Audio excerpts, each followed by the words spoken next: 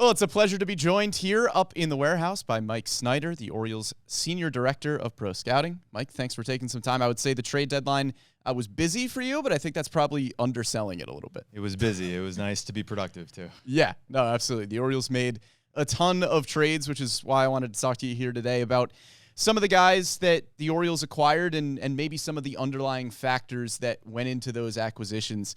We'll start with the starting rotation. The biggest, most obvious move there was Zach Eflin. You bring him in for the rest of this season, got team control for next year too.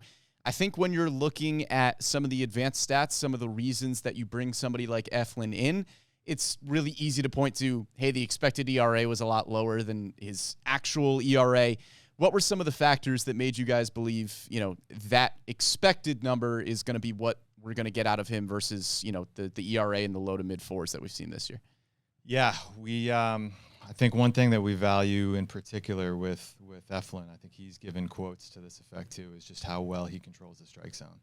And just to keep it simple, he hates walks. He said that. Yeah. Hates walks. He has the ability to miss bats. And with him, he really has a kitchen sink approach. He has so many different weapons that he can attack hitters with. And it gives him the benefit, whatever the weakness of the hitter is, he will have some sort of solution. There's a lot of players who may have two go-to offerings, one prime weapon, and you want to accentuate that one weapon. And with him, he's able to, face righties and lefties, inside, outside, up and down. He can backdoor his curveball if he misses with it, which he very occasionally does. He probably misses in good spots, and maybe it's low and in, back leg to a lefty. A lot of cutters, a lot of sinkers, ground balls. There's a lot going on where he's able to get soft contact. He's able to limit base runners, and I think we're hopeful that the version that we've seen here over the last year and a half and much of his career is what we can hope for here in the next couple months and into next year. Yeah, and we've seen it in his first few starts in Baltimore thus far. You mentioned two pitches that I want to ask you about. Yeah. The first one being the curveball. The run value on it in years past has been excellent. This is the first season that, at least numbers-wise, the curveball has looked like it has struggled a little bit more. What was the story on the curveball, and do you think that pitch is going to get back to a successful place this season? A lot of that is small sample. When you look at one individual pitch over the course of 2/3 of a season, typically you do need several hundred pitches in order to really make a strong determination about that. I think with him, when you break it down into the specific parts of the game in terms of getting called strikes, getting swings and misses, getting ground balls, and a lot of that is relatively stable and in smaller samples, but over the course of, you probably have to take a couple year sample to really feel good about how it's playing in isolation of that one pitch. Yeah. Now, certainly a small sample size with what we've seen him do with the cutter in Baltimore thus far, but he's throwing it about 20% more against right-handed hitters, which he has struggled with a bit this year. Just in general, how important, and I think maybe we undervalue this as fans looking at trades for pitchers, but how valuable is looking at a pitch mix and a pitch sequencing, and how important is that when you're moving for a guy, where you could take somebody like Eflin and say, okay, if we get him to throw more cutters against righties, he's going to have more success there. How much does that go into the equation? There's a lot of tweaking that players are doing throughout each season. I'd say a lot of times you do a lot of that work in the off season when they're working on pitch design, they're working on trying to come up with a new solution, trying to reinvent themselves. The league is just improving at such a rapid rate that I think when you talk to especially the older players in the game, that they have to continue to reinvent themselves. For him in particular, with cutters, sinkers, curveballs, he's gone back and forth on changeup and splitter.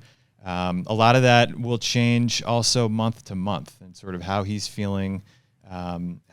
Pitches will kind of ebb and flow, and it does go back also to what hitters he's facing, what ballpark he's in. There's a lot that goes down to what finger the catcher puts down for the pitcher in that given moment. Yeah, well, Eflin has been excellent thus far in his Baltimore tenure, and obviously the hope is that we're going to see that in the playoffs. We're going to see it next year as well.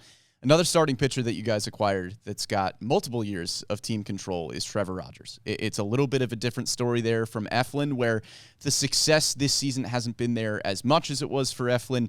Maybe not as much confidence that he's going to come in and be a number 2, number 3 type of starter. It's more of a, hey, let's see if we can get him back to a previous form where we saw him as an all-star, look like one of the better young pitchers in the game.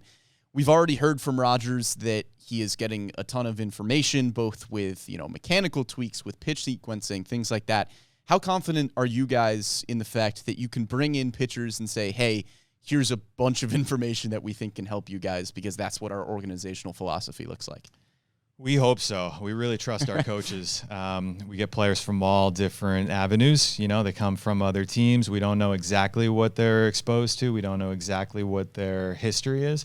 A lot of these guys have tried a lot of different things in the past. So we do try to remain humble if we approach them with ideas and say, hey, we don't want to say this is the key to unlocking everything, right? Because the pitcher may have tried that earlier this year, last year, 2 years ago. It may not feel right in his hand. He may not be able to command it.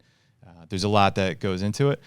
We really trust the overall talent, the longer track record that guys will bring in, and then trust our coaches' ability to maximize what they have. I think that's been a really, really big emphasis especially in this administration, the last several years of really devoting as many resources as we can in terms of coaches and people and technology, and making sure our messages are on point and unified.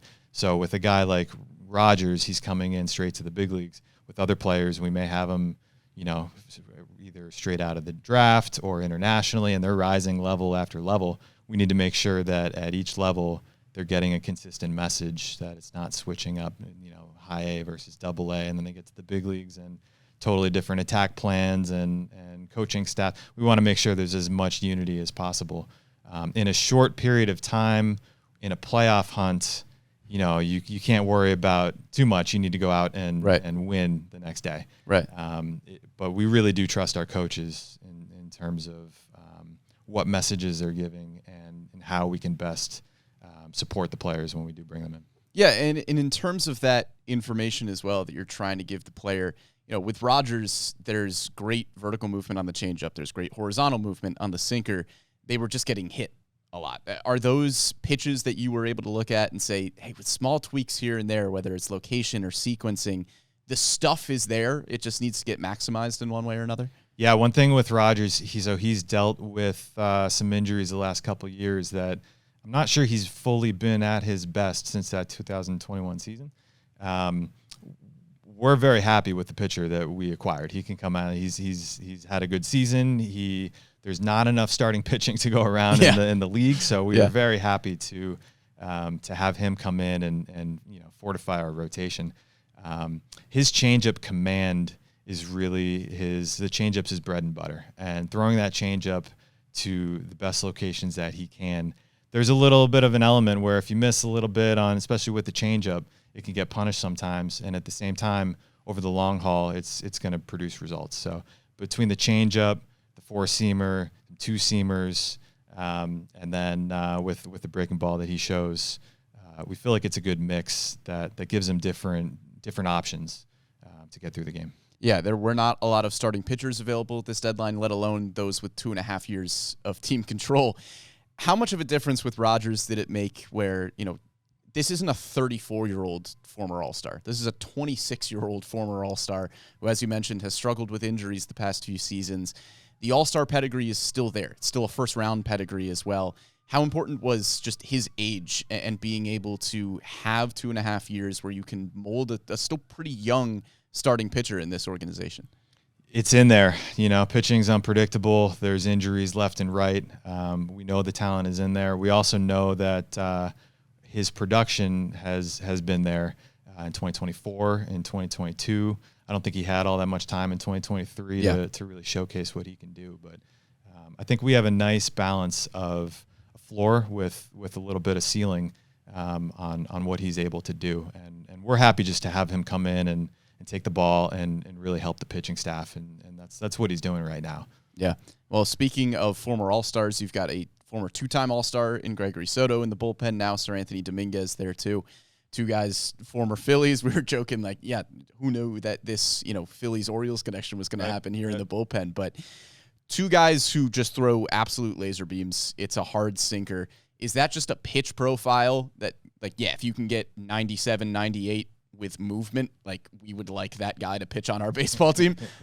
Yeah, there are some similarities in those two guys, Yeah. and it does, we can analyze it to death. We can look at every little pitch shape and pitch usage, but ultimately, you're right. If the guy's throwing 98 and he's got two different fastballs and he's got a breaking ball, as long as it's That'll around play. the zone, Yeah. it'll work, right? Yeah. So both those guys, Soto and Dominguez, they both bring that element where you have a four-seamer, you have a two-seamer, you have two different breaking balls that they're kind of varying up. There's a little bit of overlap there with it was June thereabouts, where both guys started to expand the break on the breaking ball and kind of turn it into two different variations. And all of a sudden, you go from kind of a 2, maybe 3 pitch player to 4 or 5. You just have different variations, different options for you in the course of a game to navigate a lineup. Now they're similar in the fact that they're throwing fireballs with the sinker, and they've got those breaking pitches as you mentioned. But they're also similar in the fact that, as you kind of alluded to, if they're putting the ball near the strike zone, they're really effective. But it's two guys who have struggled a little bit in the past with just putting the ball in the strike zone consistently. We have seen the Orioles turn pitchers like Felix Bautista and Yennier Cano into all-stars. Two guys who had command issues in the past were able to resolve them at the big league level. Was trading for guys like Dominguez and Soto with that confidence in mind that you've been able to do that in pitchers, how helpful was that? It's nice to see a track record. Again, our coaches have done such a phenomenal job with these guys. I guess I'd say that every player in the big leagues is probably working on what they view as their flaws at any given moment. So, if any pitcher throwing 98 with a wicked breaking ball had pinpoint command, then I don't think they'd be available. They're the best pitcher in baseball at that point. Yeah. So there's positives and negatives with all of them. We do, there's some targeting things that we can do with catcher targeting, with sequencing, and with where and when you throw each pitch and where and when you're aiming. So the catcher has a big role in that. And, we've got two of the best in the business in that working with these pitchers. So it does give some confidence that we've had some sort of ability to tease this out of players.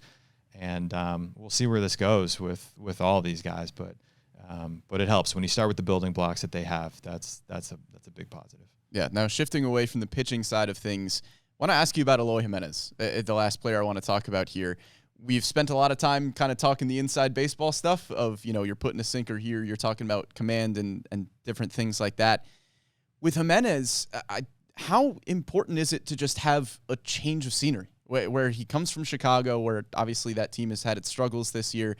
He's now in Baltimore, where you're racing for a division here. Outside of just we're going through all the numbers that we possibly can to see what we can unlock, how much of this conversation was, man, a change of scenery for him might just be really, really nice and really, really beneficial? Right.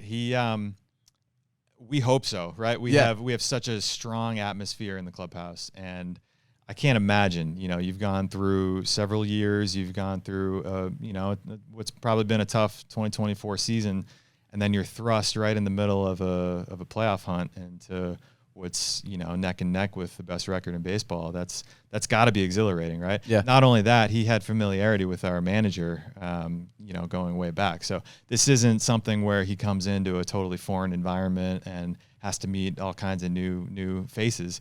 He's got some familiarity. He can be comfortable. I think his quotes, it was nice to see, right? When he came in that he said as much. We hope so. He's really been, before these 250 plate appearances or so of this season, outside of that sample, he's been above average in the batter's box every season of his career. So there is, when he comes up as this top prospect and there's all kinds of expectations, he doesn't have to be the guy in Baltimore. He doesn't have to hit third and have all these expectations.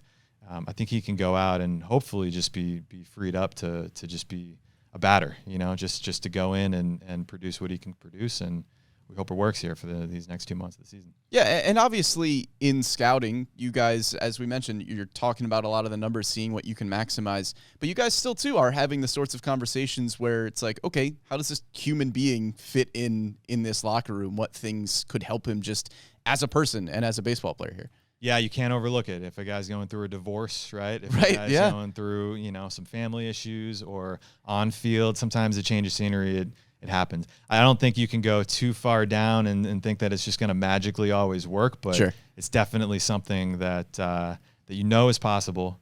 And when a guy who hits the ball as hard as Eloy hits the ball, and has been such a productive big league player for the time that he has been, and still has some youth. I think he's probably surprisingly young for a lot of people. Yeah.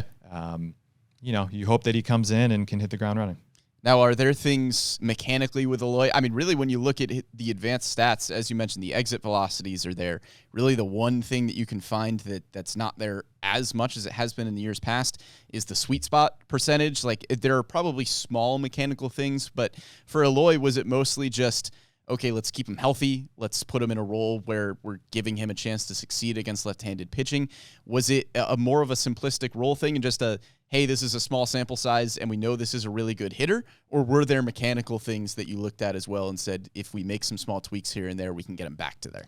I think it's definitely both. He has gone through a number of iterations. He has, at various points, he's talked about raising his hands in his setup and dropping his hands a little bit and getting his foot down earlier and how he manipulates the leg lift and when he lands and there's all kinds of elements of timing that are really important for hitters. And a lot of that is feel. Some of that can ebb and flow during the course of a season and year to year. I think the thing for him that he's often been searching for is trying to get the ball in the air. He does hit a lot of ground balls. He hits it so hard that it can go through the infield. Right. He's searching for that. Sometimes you may think, okay, maybe there's a tweak that he can make that, in a conversation again with our coaches that he might be able to run with. Other times you may think, you know what, he's done a lot. He's done a lot of tinkering, or a player like this may have done a lot. You may want to come in and take a little bit of a hands-off approach sometimes too. And maybe this is the player that he should be, right? Maybe searching for an ideal, if he's going to have a certain launch angle or a certain swing rate at different times, maybe, he should lean into his strengths. A lot of that, it depends on the player in the field at the time, and that's where our coaches really come in to find the right balance there in conjunction with the player to make sure, that Giménez is as comfortable as he can be. Yeah, well, a very busy trade deadline for you guys. Appreciate you taking some time in the middle of probably what's been, 3-4 naps a day you're trying to fit in with how busy you were over the last few weeks. But Mike Snyder, the Senior Director of Pro Scouting, very much appreciate it. Yeah, appreciate you having me.